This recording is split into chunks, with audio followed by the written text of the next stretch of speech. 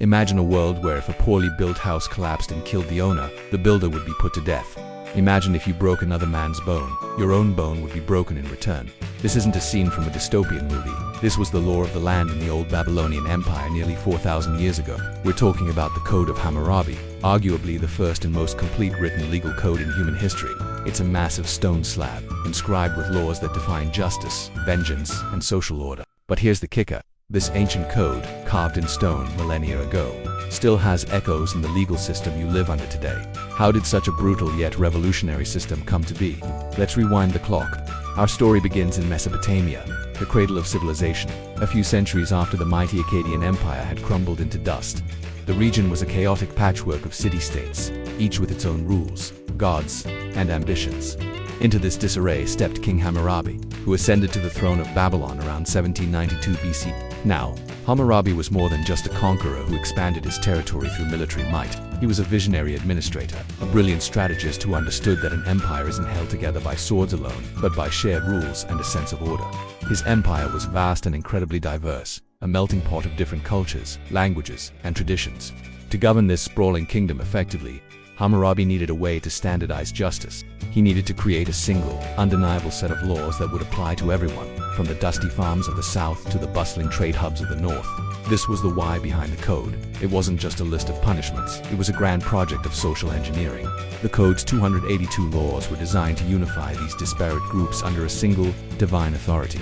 By claiming the laws were handed down from the gods, Hammurabi made them un. This move was a masterstroke, establishing a clear marker on the historical timeline of early governance and creating a framework for a centralized state.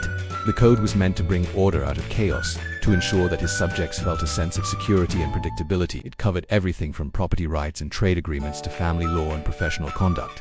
For the first time, a citizen of Babylon could know, with some certainty, what was expected of them and what the consequences would be if they stepped out of line. It was a radical idea that law should be written, public, and binding.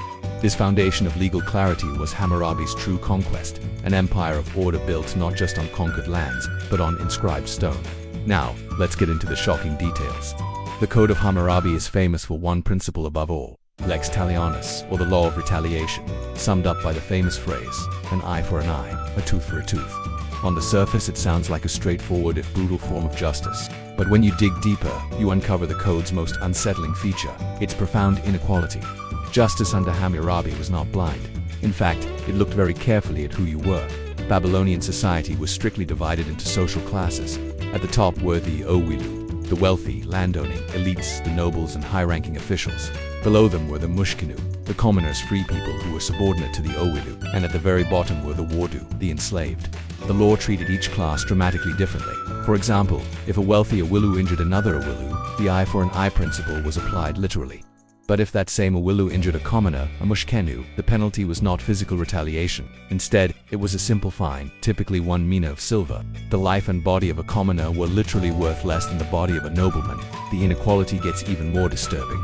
Consider the laws governing construction. We mentioned this at the start. If a builder constructed a house that collapsed and killed the free man who owned it, the builder was put to death. Fair enough, you might think, but what if the collapse killed the owner's son? In that case, the law dictated that the builder's own son would be executed. This is a concept known as proxy justice, where an innocent person pays for the crime of a family member. It shows that the laws weren't about universal principles of right and wrong, but about maintaining a rigid social hierarchy and protecting the property and lineage of the ruling class above all else. Justice was a commodity, its value determined by your station in life. So how did Hammurabi make these laws stick? How did he ensure everyone knew the rules and felt their weight? He did it with a powerful piece of political theater and engineering, the stele. The Code of Hammurabi isn't just a document, it's a physical artifact, a towering 7.5-foot tall slab of black basalt, a hard, durable stone chosen to signify permanence. This wasn't a dusty scroll locked away in a palace. It was designed to be seen, to be a public monument to the king's justice. At the very top of the stele is a magnificent carving. It depicts Hammurabi standing, receiving the laws from Shamash, the Babylonian god of justice, the sun god who sees all. This iconography is incredibly important. It's a visual declaration that these laws are not merely the whims of a mortal king. They are divine, handed down from the heavens. By positioning himself as the intermediary between the gods and his people, Hammurabi gave his laws an unassailable authority. To question the code was to question the gods themselves. Furthermore, Hammurabi didn't just create one of these steles. Copies were placed in the public squares of major cities throughout his empire. This was a revolutionary act of public messaging. For the first time, the law was taken out of the exclusive hands of priests and scribes and put on display for all to see, at least for all who could read, which were the educated elite. However, the symbolic power was immense. The presence of the stele in the town square meant that ignorance was no longer an excuse. You could claim you did know the law when it was literally carved in stone for all to witness. It was a powerful statement about the role of the state, establishing the king not just as a ruler, but as the ultimate guarantor of order and justice. The stele was both a legal document and a brilliant piece of propaganda.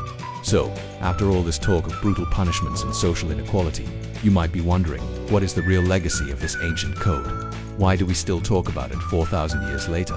The answer is that the Code of Hammurabi, despite its flaws, laid the groundwork for the very concept of modern law. It was the blueprint. Its most profound impact was the simple but radical idea that laws must be written down. This shifted justice from the arbitrary whims of a local chief or judge to a codified, predictable system.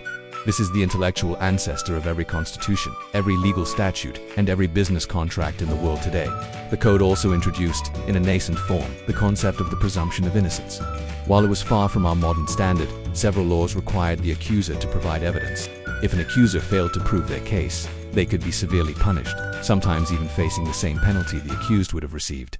The burden of proof was often on the accused to prove their innocence, for instance, by throwing themselves into the river in a trial by ordeal. If the river took them, they were guilty. If they survived, they were innocent. It was a crude system, but it contained the seed of an idea that justice requires evidence and process. Most importantly, the Code of Hammurabi established that justice is the responsibility of the state, not the individual. Before this, justice was often a private matter, a cycle of blood feuds between families. Hammurabi's code declared that when a crime is committed, it is an offense against the state, and the state will be the one to administer the punishment.